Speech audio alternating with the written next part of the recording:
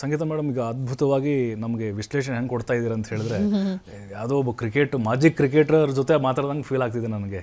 But ನನಗೆ ಇನ್ನೊಂದು ಕುತೂಹಲ ಅಂತಂದರೆ ಟಾಸ್ ಆಯಿತು ಅಂತ ಹೇಳಿದ್ರೆ ನಾನು ಓದಿರೋ ಪ್ರಕಾರ ಅಥವಾ ಎಕ್ಸ್ಪರ್ಟ್ ಹೇಳೋ ಪ್ರಕಾರ ಬ್ಯಾಟಿಂಗ್ ಆಯ್ಕೆ ಮಾಡಿಕೊಂಡ್ರೆ ಅನುಕೂಲ ಆಗುತ್ತೆ ಅಂತ ಹೇಳಿ. ಬಟ್ ಏನು ಗೊತ್ತಾ ಸರ್, ಈಗ ಕೆಲವುದು ಸ್ಟೇಡಿಯಮಲ್ಲಿ ಒಂದೊಂದು ರೀತಿ ಒಂದೊಂದಿರುತ್ತೆ. ಈಗ ನಾವು ಬೌಲಿಂಗ್ ತಗೊಂಡ್ರೆ ಅಲ್ಲಿ ಡ್ಯೂ ಫ್ಯಾಕ್ಟರ್ ಅಂತ ಇರುತ್ತೆ ಸರ್. ಈಗ ನಾವು ಬೌಲಿಂಗ್ ಅಂತ ಹೇಳಿದ್ರೆ ಚೇಸಿಂಗ್ ತಗೊಳ್ಬೇಕು. ಈಗ ಅವರನ್ನ ಒಂದು ಟಾರ್ಗೆಟಿಗೆ ನಾವು ಒಂದು ರನ್ಸಿಗೆ ನಾವು ಒಂದು ಇದು ಮಾಡಿದರೆ ಸೆಟ್ ಮಾಡಿದರೆ ಅದನ್ನು ನಾವು next time second time batting ಮಾಡಿ ಅದನ್ನು ಆರಾಮ್ಸೆ ನಾವು ಚೇಸ್ ಮಾಡ್ಬೋದು. ಸೊ ಯಾಕಂತ ಹೇಳಿದ್ರೆ ಈಗ ನಾವು ಹೇಳಿದ್ನಲ್ಲ, ಅವರನ್ನು ಒಂದು 140 150 ನಾವು ಕಟ್ ಹಾಕಿದರೆ ಆಲ್ ಔಟ್ ಅಥವಾ ಅಷ್ಟೇ ರನ್ನಿಗೆ ಸ್ಕೋರ್ ಮಾಡ್ಲಿಕ್ಕೆ ಬಿಟ್ಟರೆ ನಾವು ಸೆಕೆಂಡ್ ಟೈಮ್ ಬ್ಯಾಟಿಂಗ್ ಮಾಡಿ ನಾವು ಅದನ್ನು 10 ಓವರಲ್ಲಿ ಅಥವಾ 12 ಓವರಲ್ಲಿ ಆರಾಮ್ಸೆ ಚೇಸ್ ಮಾಡಿದರೆ ನಮಗೆ ರನ್ ರೇಟ್ ಜಾಸ್ತಿ ಆಗುತ್ತೆ ಸರ್. ಅದರಿಂದ ಅದು ಹೇಳ್ತಾರಲ್ಲ, ರನ್ ರೇಟ್ ನಮಗೆ ಇಂಪಾರ್ಟೆಂಟ್. ಇದರಲ್ಲಿ ನಾವು ಎಷ್ಟು ವಿನ್ ಆದ್ವಿ ಎಷ್ಟು ಸೋತ್ವಿ ಅದೆಲ್ಲ ಇಂಪಾರ್ಟೆಂಟ್ ಅಲ್ಲ, ರನ್ ರೇಟ್ ಇಂಪಾರ್ಟೆಂಟ್ ಆಗುತ್ತೆ. ಅದರ ಮೇಲೆ ಪಾಯಿಂಟ್ಸ್ ಅದೆಲ್ಲ ಬರುತ್ತೆ. ಪಾಯಿಂಟ್ಸ್ ಟೇಬಲ್ ಅಲ್ಲಿ ನೀವು ಫಸ್ಟ್ ಸೆಕೆಂಡ್ ರನ್ ರೇಟ್ ಮೇಲೂ ಇಂಪಾರ್ಟೆಂಟ್ ಅಲ್ವಾ. ಅದಕ್ಕೋಸ್ಕರ ನನ್ನ ಪ್ರಕಾರ ಬೌಲಿಂಗ್ ತಗೊಳ್ಳೋದು ಒಳ್ಳೇದು. ಮತ್ತೆ ಯಾಕಂತ ಹೇಳಿದ್ರೆ ಅಲ್ಲಿ ನೈಟ್ ಅಲ್ವಾ, ಅಲ್ಲಿ ಮಳೆ ಬರುವಂಥ ಚಾನ್ಸಸ್ಸು ಇದೆ ಅಂತ ಹೇಳ್ತಾ ಇದ್ದಾರೆ. ಮಳೆ ಬರುವಂಥ ಚಾನ್ಸಸ್ ಇದ್ದರೆ ಈಗ ಅವರು ಫಸ್ಟ್ ಬ್ಯಾಟಿಂಗ್ ಮಾಡ್ತಾರಲ್ವ, ನಾವು ಆರಾಮ್ಸೆ ಚೇಸ್ ಮಾಡ್ಬೋದು. ಈಗ ಇವರು ಮಾಡಿದರೆ 100 ಈಗ ಎಂತ ಗೊತ್ತಾ ಸರ್, ಈಗ ನೀವು ಫಸ್ಟು ಬ್ಯಾಟಿಂಗ್ ಮಾಡ್ತೀರಾ ಅಂತ ಇಟ್ಕೊಳ್ಳಿ, ಮಳೆ ಬರುತ್ತೆ, ಸ್ವಲ್ಪ ಒಂದು 120 ರನ್ ಸ್ಕೋರ್ ಮಾಡ್ತೀರಾ. ಅದೇ ಸೆಕೆಂಡ್ ಟೈಮ್ ಬ್ಯಾಟಿಂಗ್ ಮಾಡ್ತಾರಲ್ಲ ಅದು ಅವರಿಗೆ ಪ್ಲಸ್ ಆಗುತ್ತೆ ಅಲ್ವಾ. ಈಗ ಮಳೆ ಬರುವಂಥ ಇರುವಾಗ ನಾವು ಬೌಲಿಂಗ್ ತಗೊಳ್ಳೋದೇ ಒಳ್ಳೇದು ಸರ್. ಮೇಡಮ್ ಅದು ಮಳೆದು ಹೇಳ್ತಾ ಇದ್ರಿ, ಮಳೆದು ಸಿಕ್ಕಾಪಟ್ಟೆ ನಾನು ನೋಡ್ತಾನೆ ಇದ್ದೀನಿ. ಬಹುತೇಕವಾಗಿ ಒಂದು 78% ಅಲ್ಲಿನ ಹವಾಮಾನ ಇಲಾಖೆಯವರು ಹೇಳ್ತಾ ಇದ್ದಾರೆ ಮಳೆ ಆಗ್ಬೋದು ಅಂತೇಳಿ. ಅಂದ್ರೆ ಎಕ್ಸ್ಟ್ರಾ ಒಂದೊಂದು ಪಾಯಿಂಟ್ ಕೊಡ್ಬೋದಾ, ಹೇಗೆ ಮತ್ತೆ 5 ಓವರ್ ಆಡಿಸ್ಬೋದಾ, ಹೇಗೆ ನಿಮ್ಮ ಪ್ರಕಾರ? ಹೌದು, ಏನು ಗೊತ್ತಾ ಸರ್, ನಾನು ನ್ಯೂಸಲ್ಲಿ ಬಂದಂಥ ಒಂದು ನ್ಯೂಸ್ ಪೇಪರಲ್ಲಿ ನೋಡಿದ ಪ್ರಕಾರ ಈಗ ಅಲ್ಲಿ ಶ್ರೀಲಂಕಾದ ಹವಾಮಾನ ಇಲಾಖೆ ಇದೆಯಲ್ಲ, ಅವ್ರು ಹೇಳಿದ್ದು ಗುಡುಗು ಸಹಿತ ಮಳೆ ಆಗುತ್ತೆ, ಬಟ್ ಮತ್ತೆ ಬಿರುಗಾಳಿಯೂ ಇದೆ ಅಂತ, 26% ಬಿರುಗಾಳಿಯೂ ಬರುತ್ತೆ ಅಂತ. ಆಗ ಏನಾಗುತ್ತೆ ಅಂತ ಹೇಳಿದ್ರೆ, ಈಗ ಸ್ವಲ್ಪ ಲೈಟಾಗಿ ಮಳೆ ಬಂದರೆ ಒಂದು 4 to 5 hours ಡಿಲೇ ಆಗುತ್ತಂತೆ. ಡಿಲೇನೂ ಆಗ್ಬೋದು, ಕ್ಯಾನ್ಸಲ್ಲೂ ಆಗ್ಬೋದು.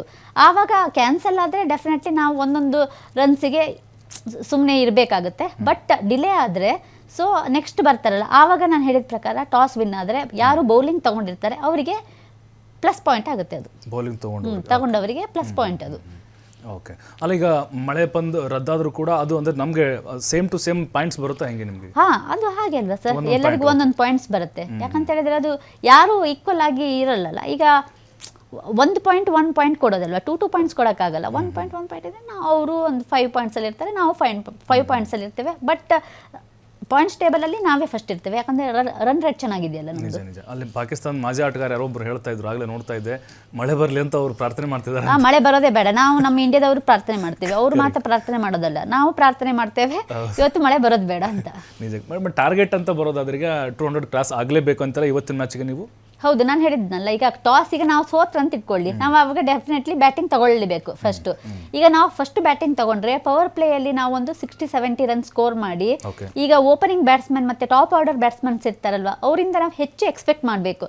ಒಂದು ಯಾರಾದರೂ ಸೆಂಚುರಿ ಮಾಡ್ಬೋದು, ಅಥವಾ ಸೂರ್ಯಕುಮಾರ್ ಯಾದವ್ ಅಥವಾ ಅಭಿಷೇಕ್ ಶರ್ಮಾ ಅವರಿಂದ ಎಕ್ಸ್ಪೆಕ್ಟ್ ಮಾಡಿದ್ರೆ ಒಳ್ಳೆ ಒಂದು 3 to 4 ಮೆಂಬರ್ಸ್ ಒಳಗೆ 20 overs ಅನ್ನ ಕಂಪ್ಲೀಟ್ ಮಾಡಿದ್ರೆ, ಒಂದು 200 ಮಾಡಿದ್ರೆ ನಮಗೆ ರನ್ ರೇಟಿಗೆ ಒಳ್ಳೇದು ಸರ್ ಅಲ್ವಾ. ರನ್ ರೇಟ್ ತುಂಬಾ ಚೆನ್ನಾಗಿದ್ರೆ ನಮ್ಗೆ ಅದು ಪಾಸಿಟಿವ್.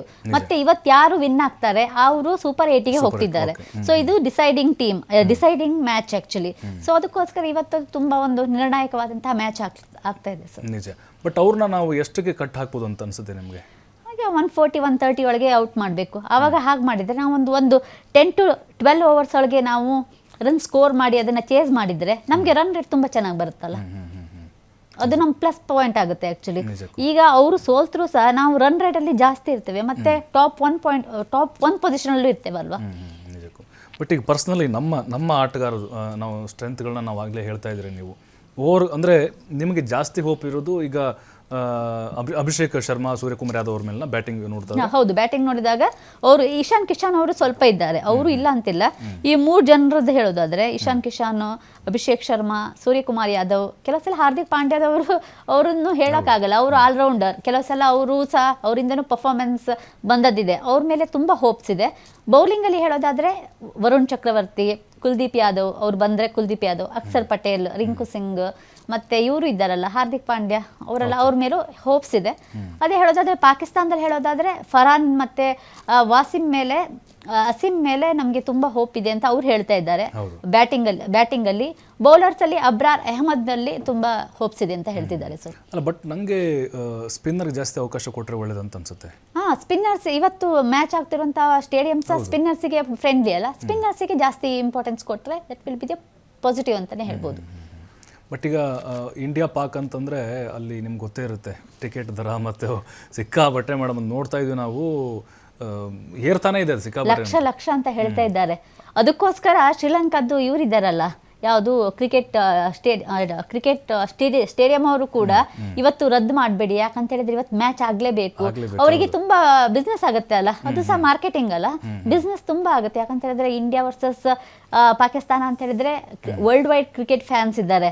ಮತ್ತೆ ಕೆಲವರು ಲೈವ್ ಆಗಿ ನೋಡೋರು ಕೂಡ ಅಲ್ಲಿ ಎಷ್ಟು ಲಕ್ಷ ಕೊಟ್ಟರು ಸಹ ಬಂದು ನೋಡೋರಿದ್ದಾರೆ. ಅದು ಬೇರೆ ಲೆವೆಲ್ಗೆ ಎಕ್ಸೈಟ್ಮೆಂಟ್ ಇದೆ ಸರ್. ಅದಕ್ಕೋಸ್ಕರ ಇವತ್ತು ಎನಿ ಹೌ 100% ಮ್ಯಾಚ್ ಆಗಲೇಬೇಕು ಅಂತ ನಾವು ಇಂಡಿಯಾದವರು ಸಹ ಮತ್ತೆ ತುಂಬಾ ಜನರು ಶ್ರೀಲಂಕಾದ ಒಂದು ಬೋರ್ಡ್ ಆಫ್ ಕ್ರಿಕೆಟು ಸಹ ಒಂದು ಇದು ಮಾಡ್ತಾ ಇದೆ, ಪ್ರೇ ಮಾಡ್ತಾ ಇದೆ ಸರ್. ಮತ್ತೆ ತಿಲಕ್ ಅವ್ರ ಬಗ್ಗೆ ನಿಮ್ಗೆ ಹೇಳೋದ್ರೆ ಲಾಸ್ಟ್ ಟೈಮ್ ಅವ್ರದ್ದು ಮ್ಯಾಚ್ ನೋಡಿದ್ರೆ ಪರ್ಫಾರ್ಮೆನ್ಸ್ ತಿಲಕ್ ಬಗ್ಗೆ ನನಗೆ ಜಾಸ್ತಿ ಹೋಪ್ ಇದೆ ಈ ಬಾರಿ. ಡೆಫಿನೆಟ್ಲಿ ತಿಲಕ್ ಅವ್ರ ಬಗ್ಗೆನೂ ಹೋಪ್ ಇದೆ. ನಾನು ಹೇಳಿದ್ನಲ್ಲ ಇವತ್ತು ಸ್ಟೇಡಿಯಮಲ್ಲಿ ಹೇಗೆ ಅವ್ರು ಹೋಗಿ ಪರ್ಫಾರ್ಮ್ ಮಾಡ್ತಾರೆ ಅದ್ರ ಮೇಲೆ ನಾವು ಹೇಳ್ತೇವೆ. ಒಂದು 11 ಪ್ಲೇಯರ್ಸ್ ಮೇಲೆ ಎಲ್ಲರ ಮೇಲೂ ಹೋಪ್ ಇರುತ್ತೆ. ಎಲ್ಲರೂ they can't even give equal contribution ಅಲ್ಲ, only few can get the opportunity. ಅದಕ್ಕೋಸ್ಕರ ಇವತ್ತು ಯಾರು ತಗೊಳ್ತಾರೆ ಅಪಾರ್ಚುನಿಟಿ. ಮತ್ತು ಕೆಲವರಿಗೆ ಪಾಕಿಸ್ತಾನ ಅಂತ ಹೇಳಿದ್ರೆ ಕೆಲವರಿಗೆ ಎಂತ ಒಂದು ಇದಿರುತ್ತೆ, ನರ್ವಸ್ನೆಸ್ ಇರುತ್ತೆ. ಯಾಕಂತಂದ್ರೆ ಆಸ್ಟ್ರೇಲಿಯಾ, ಸೌತ್ ಆಫ್ರಿಕಾ ಕೆಲವುದೆಲ್ಲ ಸ್ಟ್ರಾಂಗ್ ಟೀಮ್ ಅಲ್ಲ. ಇವತ್ತು ಸಹ ಪಾಕಿಸ್ತಾನ ವರ್ಸಸ್ ಇಂಡಿಯಾ ಸಹ ಇದು ವೆರಿ ಸ್ಟ್ರಾಂಗ್ ಮತ್ತೆ ವೆರಿ ಹೈ ವೋಲ್ಟೇಜ್ ಮ್ಯಾಚ್ ಅಂತಾನೆ ಹೇಳ್ಬೋದು. ಇದೇನು ವೀಕ್ ಟೀಮ್ ಅಲ್ಲ. ಸೊ ಈ ಟೀಮ್ ಇಂಥ ಮ್ಯಾಚ್ ನೋಡ್ಲಿಕ್ಕೆ ಕ್ರಿಕೆಟ್ ಫ್ಯಾನ್ಸ್ ಅವ್ರು ಕಾಯ್ತಾ ಇರ್ತಾರೆ sir. It's a very tough match, ಇದು ಈಸಿ ಗೋಯಿಂಗ್ ಮ್ಯಾಚ್ ಅಲ್ಲ.